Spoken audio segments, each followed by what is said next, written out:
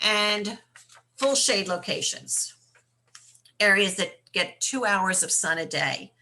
You can plant ferns and hostas, toad lilies, coral bells, wild ginger, Japanese forest grass. And pictured here are the coral bells and the toad lilies. And then another thing to think about besides the sun exposure, are you one that's going to want to plant natives or exotics? Had you ever thought about that? Because they definitely do make a big difference. So native plants, what are they? It's one which occurred within the region before the settlement by Europeans. It's what, when Pennsylvania was born, deeded to William Penn, I hope I'm saying that correctly. What plants were there? So they're plants indigenous to a given area in a geological time. So why would we want to garden with native plants? They improve your wildlife habitat. They conserve regional biodiversity. They avoid introduction of invasive plants, and they conserve water and prevent pollution. So basically, when you put a plant in that's native, it developed growing in this type of environment, so it will do much better and thrive. So here's just some examples of some native plants. The Christmas fern and the autumn fern. I love this autumn fern because it changes color and it provides some beautiful winter interest too. Joe Pye weed, great native plant to use in the center of a garden that grows to about, depending on what species you buy, can be about 3.5 feet, but beautiful, beautiful flowers. Bees love it. That Allegheny foam flower that I just spoke about that I like so much. Another native with a beautiful foliage and either pink or white flowers that are sent up from the stalks. And so what are exotic plants?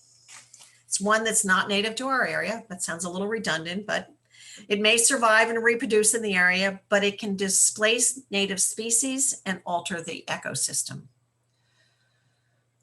And here's some of the exotic plants that we commonly see, the impatiens and the begonias.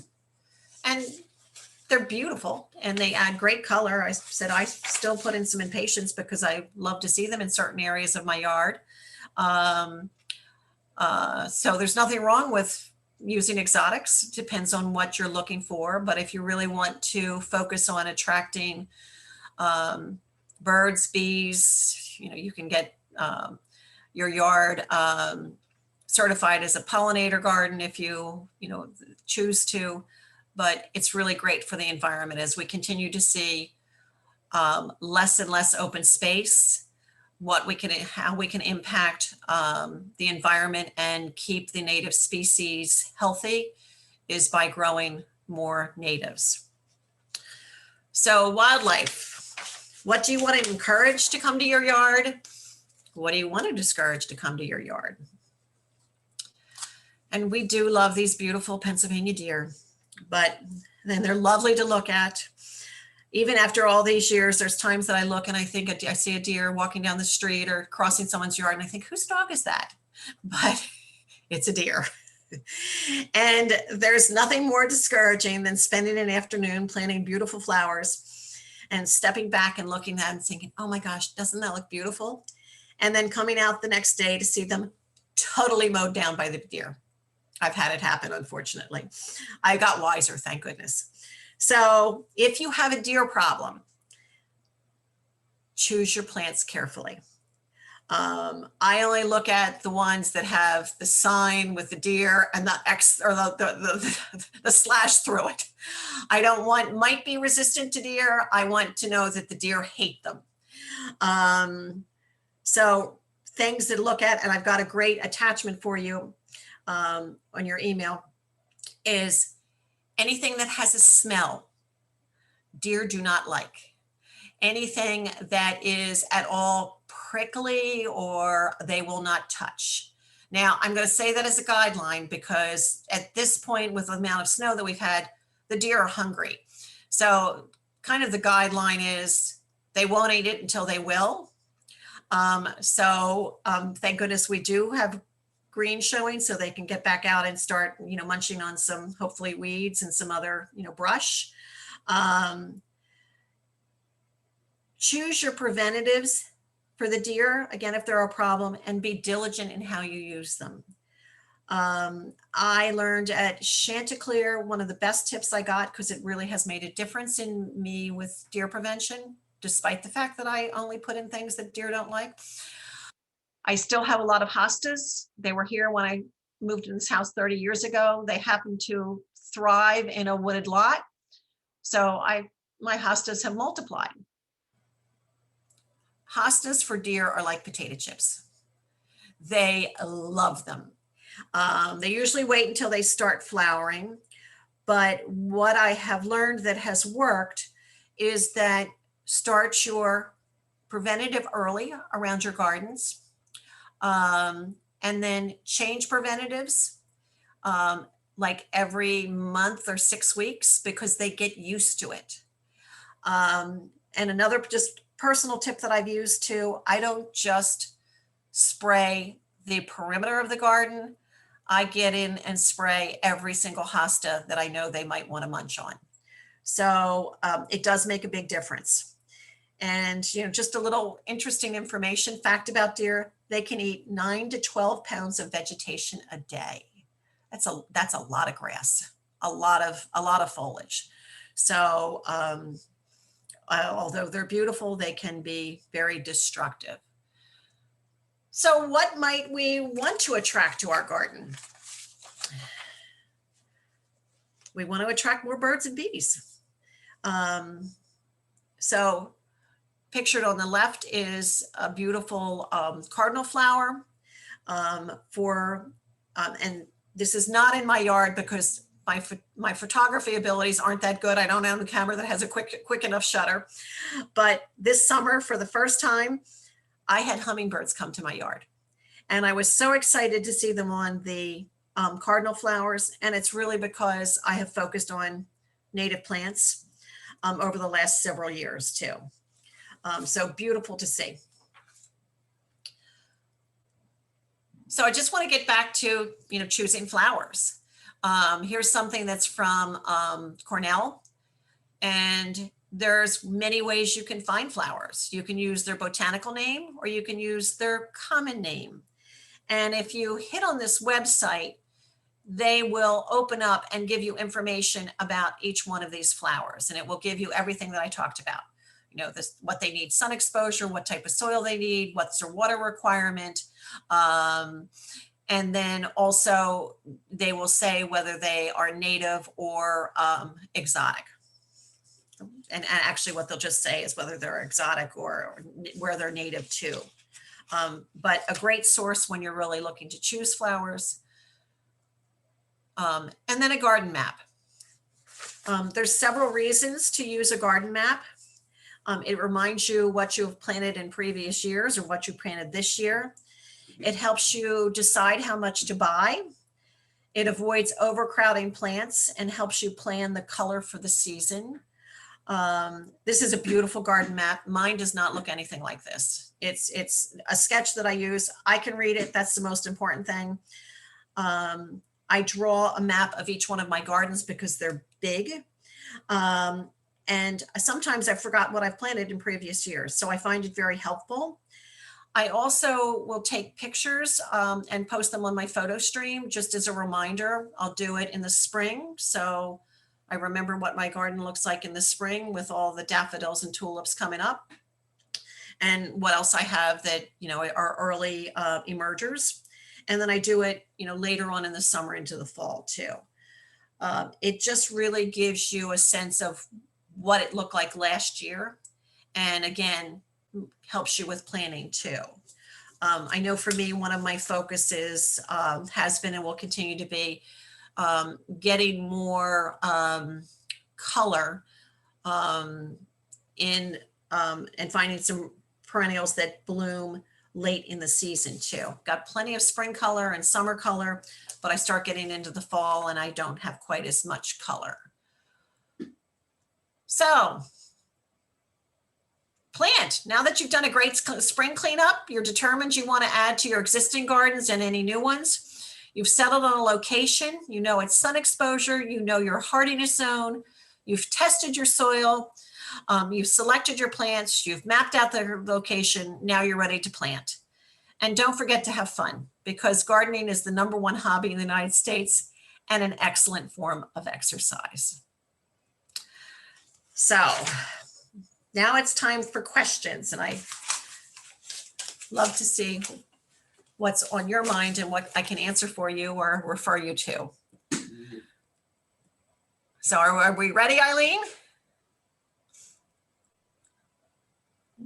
Yeah, so if anyone has any questions, you can feel free to either unmute yourself or you can just type it in the chat box. Debbie, I will say everything was really interesting. I learned I'm not much of a gardener, but I certainly do appreciate it. And I will tell you, my sister from Long Island is a great gardener, and she's been watching this today. So I think good tips. Great, thank you. I think I plant on a cloudy day. I was like, oh, that's kind of interesting, and start weeding. See, that's where I already, it's hard for me, but I did learn a lot. So let's see, we have a question from Monica Gilbert. She says, can you comment about companion planting? Companion planting. Tell me exactly what you mean, and you can unmute yourself, Monica, if you'd like. Sure. Hi, thanks. I'm specifically looking at vegetables and combining vegetables so that you improve your soil, because certain vegetables may, for instance, if you have them with certain herbs, will help to protect against certain insects and, problems. So I just wonder if there's anything that you know about the opportunity to mix between vegetables and herbs or vegetables and flowers to enhance the health of the ecosystem and your soil. Well, I think one of the best things, and I'm going to leave it a little basic, because I think one of the worst things that destroys a vegetable gardener or garden, and I'm not a vegetable gardener, but my daughter is an extremely avid vegetable gardener, is making sure that you protect your garden, and this is not a companion, but you protect your garden from what can invade it. I think marigolds are really a very good companion to any vegetable gardening, because they will keep away some wildlife. I think that also making sure that you're not planting the same things in the same places, that you really do change where you're planting things. And there are some more specifics that you can really learn.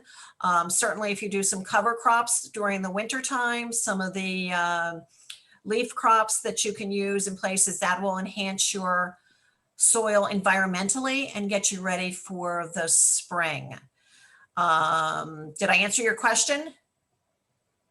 Yeah, that helps. Thanks. Okay. And then you can also, I would recommend going on, Penn State Extension's website. There is so much information out there that you can just pull up a variety of articles, but it will also give you some excellent tips too. And if you hit that website, they actually did a great vegetable gardening series last year that was about 6 weeks. So check in on that website too. They kind of took advantage of the trend in home gardening, the revival in home gardening, and had an excellent series on. Great. Okay. Thanks for the tip. You are welcome. Okay, we have another question here from Nicole Goodson.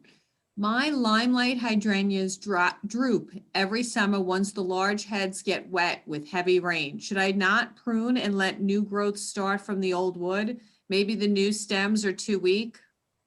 That's a good question. So there are some that you need to prune and some that you don't. I'd also be curious at how big your plants are, whether you need to stake them. It sounds like your hydrangeas are very healthy if they have big blooms. They sound gorgeous. But that's something that you really have to, if you need to stake some of them a little bit early. I think that's about all I would have to say about that. And if you've got hydrangeas, you know that there are some that you cut back and some that you don't, some that bloom on the deadwood and some that don't. So check back on what your species is, just to check for any specific guidelines that you can get on that. Yeah, this is Nicole. I did check that they do bloom on new wood. Uh-huh. And I had a feeling that if I was pruning them back just a little bit too far and the new stems want to reach a certain height, they just can't support the flowers, which are almost football size. Oh my gosh. When they get really soaked with rain, the very first like summer rain that we get. And then they don't just come back. all kind of- They don't come back after they dry out, Nicole? No, I try to go out and like shake them off a little. Uh-huh. And then if I do that pretty quickly, they do bounce back. But if it's the next day, then they won't bounce back. Yeah, I mean, this is where I would go into the experimenting, and I think it's great that you remembered that happening last year. And if you've got a couple of them, I would cut them back at different levels when it comes to be the fall and see what difference it makes in the next year. Okay. Yeah, maybe I'll leave some in the back. And it actually, that pruning attachment that I have, take a look at that. Because that might give you some more specifics. Okay. My neighbors love it because then I just cut them all off and I put them out in buckets at the driveway. Oh my gosh, that sounds then- beautiful. Yeah, they are great, but it is hard to keep them upright with the stakes and rope and all of that. I feel like Yeah. there has to be an easier way. Yeah, it sounds like an awful lot of work. And Yeah. that's one thing, again, that I have to say that I've learned, that if you're doing so much work on making a plant thrive, something's wrong. Yeah. So Okay. go back and take a look at it and like check that website too. Okay. But it could be. I would just double check to be sure. Thank you, Thank Nicole. Okay, so Ann Mudrick has a question. She says, any suggestions for a shade tree? She said it will grow where a silver maple once thrived. And she also wonders if you can transplant hydrangeas. Yes, you can transplant hydrangeas. A shade tree. I think a tree again, and I'm gonna even talk about a native. I don't know how big you want your tree to be, but I think some of the dogwood, some of the Pennsylvania dogwood is always a good choice. Doesn't get real big, but with the flowers and the fact that it has berries on it too, is a great tree to put in an area like that. Great. Okay, so I don't think we have any more questions. If anyone has another question, they could pop it into the chat right now. Let me It's just, Monica again. I just have a quick question about peonies. So is there any way to expand them? I have two bushes. One is very happy and comes back every year beautifully. The second one I'd like to enhance more, and I don't know if I need to move it or. Is it in the same area? They're in very similar areas, yes. Okay. I think, again, I mean, and this will go back even to the hydrangea, to whether you can transplant them or not. It's transplanting them at the right time. And you're supposed to transplant peonies in September. Actually, there's the 9/9, September 9th is one of the ideal time to transplant peonies. Okay. There's got to be some reason, if there's some runoff or something that the one's getting versus the other, but don't be afraid to dig it up and put it somewhere else. I just did that this year. I've had a peony garden that I didn't even plant 30 years ago. And they're in a obscure part of my yard. And I thought, heck, I'm just going to move them and see how they do. Okay, great. okay, great. Okay, so I think that's it for questions. This is your last chance, everyone. Well, take a look at that, at the attachments that I did put in or Eileen's going to put in your follow-up email. And certainly, go to Penn State Extension, and I just can't even believe the amount of information that is there for you to find out more about your specifics of your gardening, problems, or your, to share successes. It's a great thing to use. Okay, great. Well, thank you so much. Thank you for everyone for joining us, and most especially, thank you, Debbie Ziegler. I will send out a recording of today's seminar, and I will also send, everyone's saying thank you. Oh, thank you. I will also send out again all of her links. And if you have any questions, you can just respond to me. I can forward it to Debbie. I, of course, won't know the answers. She will. And if I don't know it, I'll find it out. But thank you so Right, much. perfect. That's all we need. So it was great here, and it got me very excited, especially it's been a long year. So I think everyone's excited for the spring. So thank you again. Thank you very much. Happy gardening. Great. Bye, everyone.